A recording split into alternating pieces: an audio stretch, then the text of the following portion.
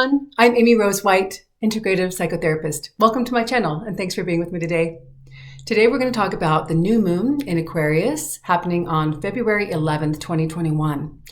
So this is what I think is the most powerful new moon of the entire year of 2021, which is a really big deal for us to understand and utilize moving forward, since we've all been through so much in 2020 and are now really hoping for things to improve and to understand what the future really holds for each and every one of us and collectively as we move into the rest of the year and beyond. Now, this new moon is happening at 23 degrees of Aquarius, and at that time of the new moon, there will now be 6 major planets in Aquarius. Now, this is considered the Council of the Gods. It is as if all of the planetary messengers that are really, really power-packed, Mars is not in there, but the rest of the big ones are, including the sun and the moon. They are coming to have a meeting, basically, about what needs to change, what new ideas, because that's what Aquarius is all about, the new thoughts, movement, it's fast-moving energy. It really represents a radical shift in our lifetime. The last time that this many planets were in Aquarius was on a full moon in 1962 in February. And at that year and that time really was the beginning of the love and hippie kind of revolution, sort of a paradigm shift around thinking about how people could interact with each other, how we could live together. The whole idea of free love and even like free economies and barter economies and living together and supporting one another really was birthed out of a very similar astrological time frame, although this one has its own unique aspects to it, of course. So I don't think we're going to see exactly a replication of what happened there, but it does represent a new, fresh beginning that is extremely, extremely powerful. And it's as though all those planets in Aquarius are helping us initiate the new in a really, really significant way. So with any new moon, it's an opportunity to set new intentions. And this one in particular will have reverberations at least for the next few years, if not the rest of your life. And I am not exaggerating when I say that. All major astrologers agree that this is a astrological event of significant proportions, as was the Jupiter-Saturn conjunction, as was Jupiter-Pluto-Saturn earlier in 2020 and 2019, that really initiated the huge changes around COVID crisis. And at that time, of course, no one really predicted that it would be a pandemic exactly, but certainly astrologers were not surprised that life as we know it really basically came to a halt, and I think will be forever changed moving into the future. So intention and action, we can put those together to achieve basically our dreams, really what we want.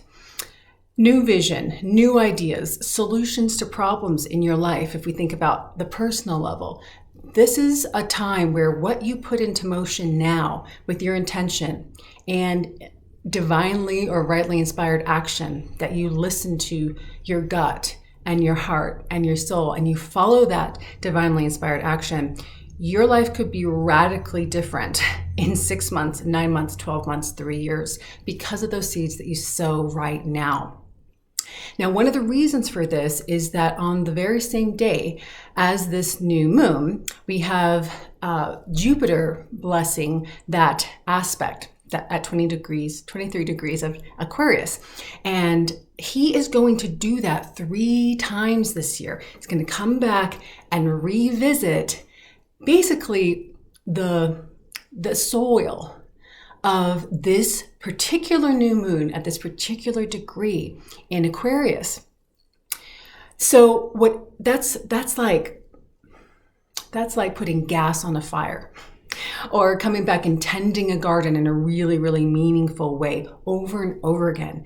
So Jupiter is basically supporting us in this positive expansion. Jupiter is the planet of expansion. It's generally considered blessings, luck, Jupiter can be literally expansive. When Jupiter is transiting, say, your first house, which is your physical body, some people gain weight. So it's actually, getting larger, being larger than life. And that's why I encourage you to think way outside the box for the vision of your life and what you really dream you want it to be, not what you think, what your conscious mind or your ego believes is possible, but what your heart yearns for.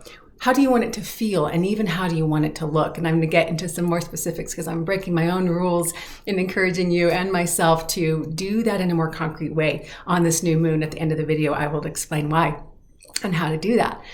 So Jupiter will really just drop magical fairy dust on whatever you intend to manifest and desire right now. It's a blessing. It's a planet of blessings. So again, he's going to return several times on this exact degree, which is a really big deal. So how you can know where in your life you're most likely to experience those blessings is to find the degree point of 23 degrees of Aquarius in your natal chart. And there's lots of different free websites where you can find your natal chart.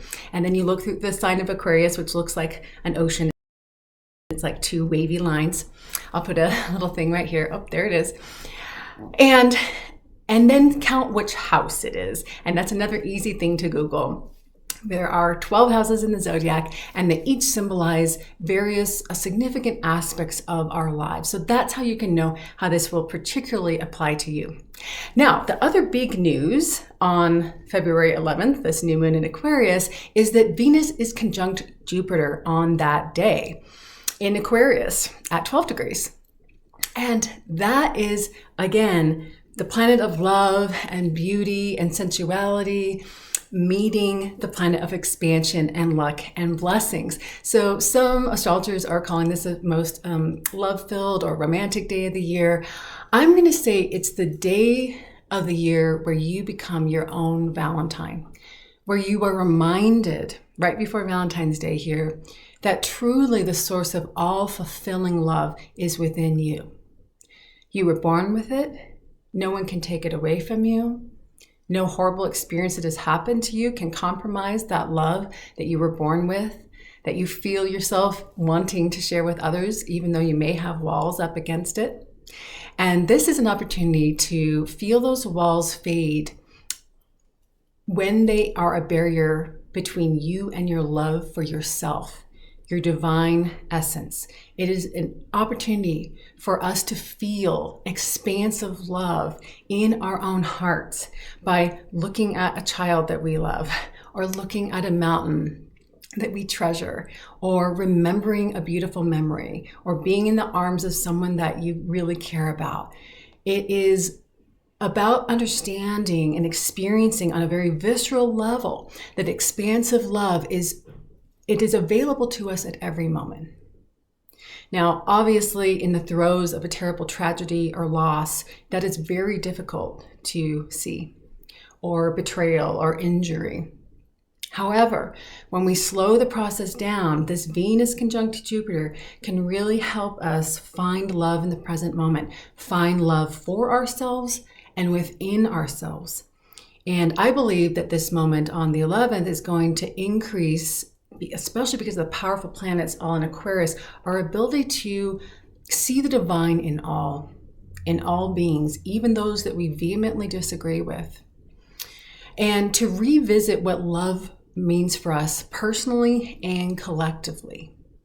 It's an opportunity to let go of our past conditioning, experiences and beliefs, even if we don't think they're intellectual beliefs, those body beliefs about what love is.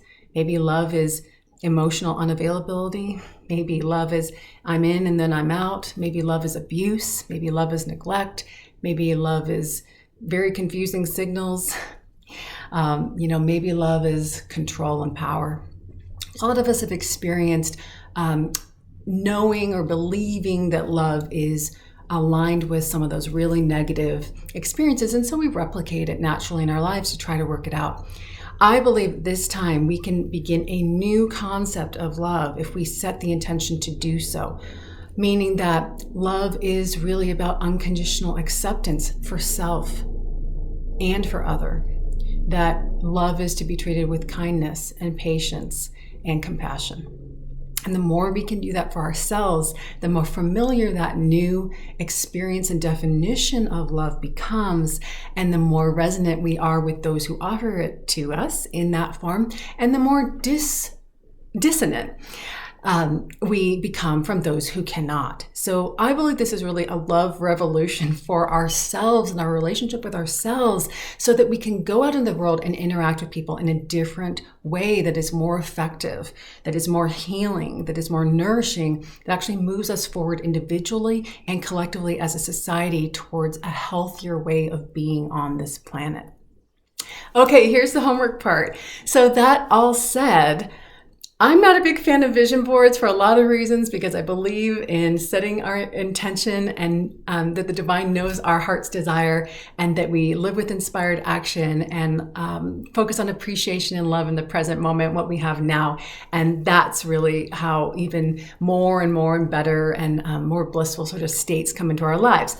However, because of the powerful nature of all these planets in Aquarius on this new moon, because it's larger than life with Jupiter aspecting it, people, get out your magazines, get out your decoupage, your Mod Podge, get out your glue, get out your tape, get out whatever you have, and make that vision board. Cut a piece of cardboard, use a shoebox, use an old poster, do it however you want. You could do it on the computer if you're a tech savvy person. I prefer therapeutically to get our hands involved. There's another part of the brain, left, right brain, that gets involved when we do that. But however it resonates with you, I really encourage you to make visual words and images, a real concrete demonstration of what you want. If you've always wanted to live in the mountains, if you've always wanted to be able to vacation whenever you want, if you've always wanted to feel in divine spiritual partnership with someone, if you really want your kids to be healthier and happier, whatever that looks like, whatever colors, whatever, images, places that evoke the feeling and even literal context of what you'd like, create it, make it real, and then do a little meditation on the new moon, or even a couple of days after, because the new moon itself, we actually cannot see it. So some people suggest not setting intentions until the moon is actually visible, maybe 2 or 3 days, and then get that little tiny crescent.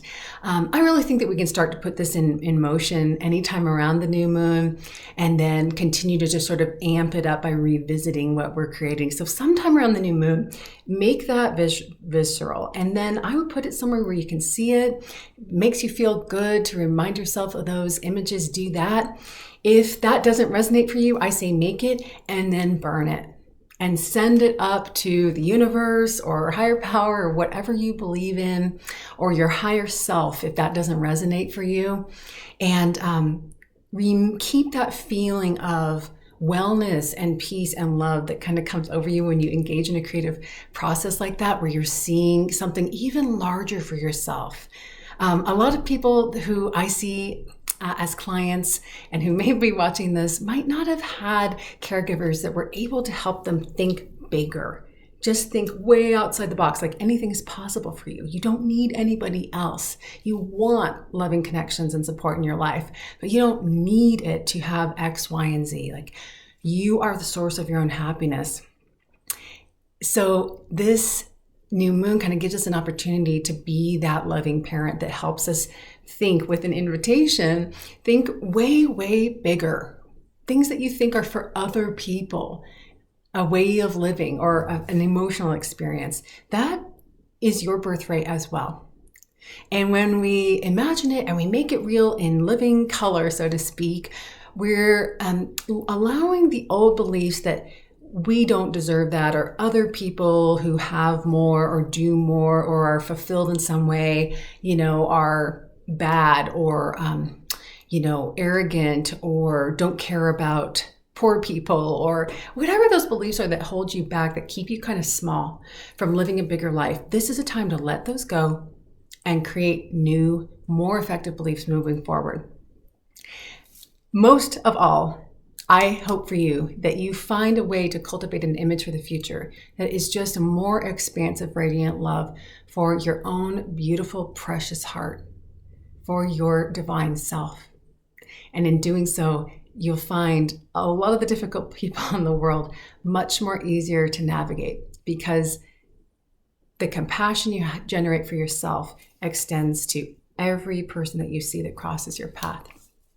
Until next time, I hope that this was helpful. Please let me know what you think. I love reading your comments. Thank you for the thumbs up. Thank you so much for subscribing. I really appreciate it. It keeps me motivated to keep making these videos. I do notice that my astrology videos are more popular than when I talk about anxiety and depression, and that is okay with me. So thank you again, and until next time, may you be happy. May you be well, and may you be at peace. Bye for now.